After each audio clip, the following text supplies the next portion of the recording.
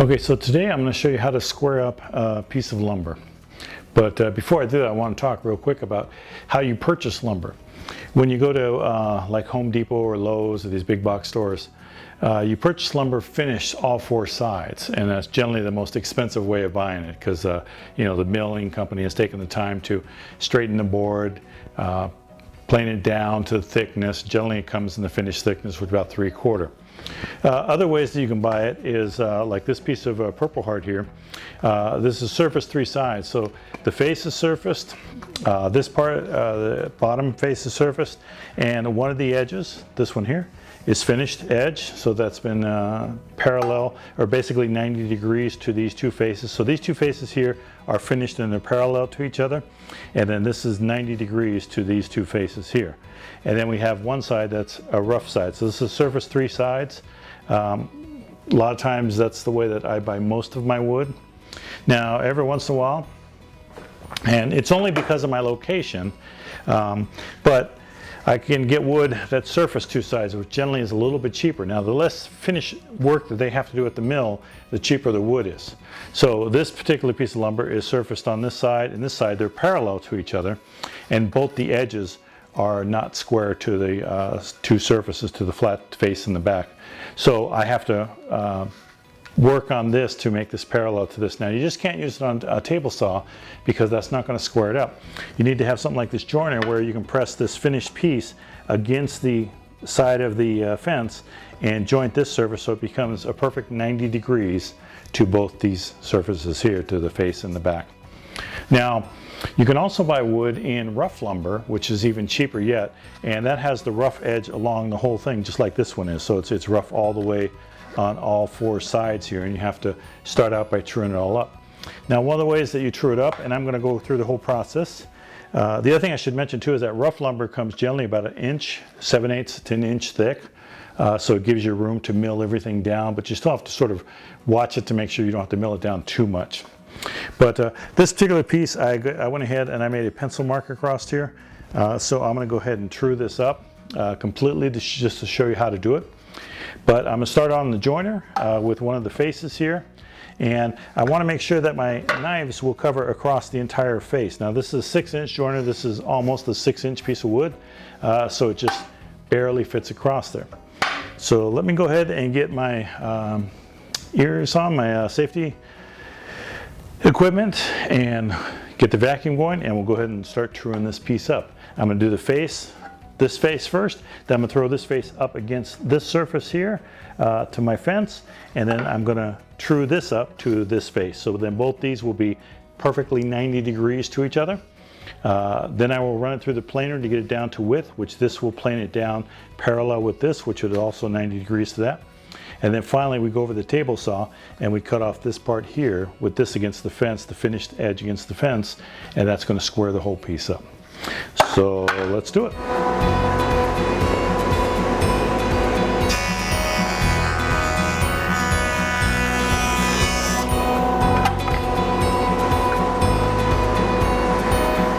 Okay, so I don't know if you can hear me, but this side is trued up, so I'm going to place that against the fence now and start working on my edge. And I'm going to work on this edge here a little better.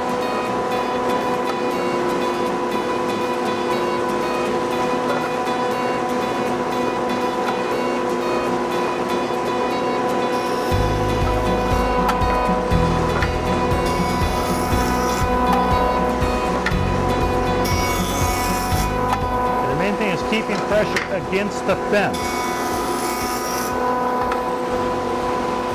Now I have a finished edge here that's 90 degrees to these two finished sides here. Okay, so I've trued up this face here. So this is a perfect 90 degree to this edge because I placed it up against the fence there, and I kept pressure against the fence while I was doing this edge. And this edge is all nice and clean, so I have a nice finished edge there. Now I can go over to my planer and plane this down to thickness, and then on the table saw, we cut that other edge off and we have a cleanly milled piece of wood. The planer is going to plane this down to the proper thickness that I need. And what I want to do is I want to run this side that I surface, or that I've, well, surface up, yes, on a joiner, I want to keep that on the plate down here and take off from the top. Now once I take off a nice level across the top, and again I'll just run some lead across here so I can see a line there. Once that line is gone, I can flip it back and forth however I want to do to plane it up, because once it's parallel to each other, it doesn't matter which side goes in.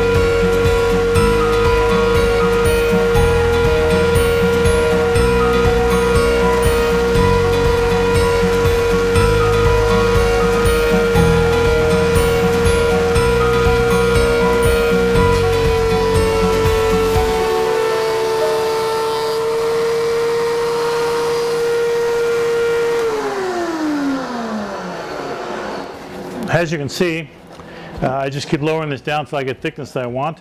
I'm pretty close to my 3/4. I'm just above it a little bit. I think I'm going to add whatever piece I'm going to add to this. I might add a little different color here or here, because I'm going to do some dovetailing here. So I'm going to probably use some Purple Heart on the end here and some maple in between. So right now I have both these sides are parallel to each other. It's pretty close to the thickness that I want. You notice I take a very small cut on this. That tends to leave a smoother finish than trying to take, you can take a much larger cut, but it's harder on the knives, it's harder on the wood, and you get some chip out. But here I hardly got anything. I don't got any at all. As a matter of fact, it's just a beautiful finish here.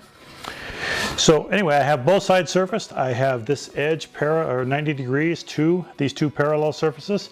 I have one rough edge. All I gotta do is put this up against the fence on my table saw when I make my cuts, and I'm gonna have perfectly square pieces of wood to work with. So that in essence is how you go ahead and square up wood. If you can buy it in rough stock, it's much cheaper, and then you can afford to get some exotic wood. But other than that, that's how simple it is, just to square up a piece of wood using a planer and a joiner together. So until then, hopefully this information has helped you out. If it has, please give it a like and please subscribe to the channel. That really helps me out. And I will be coming out with some new video very soon.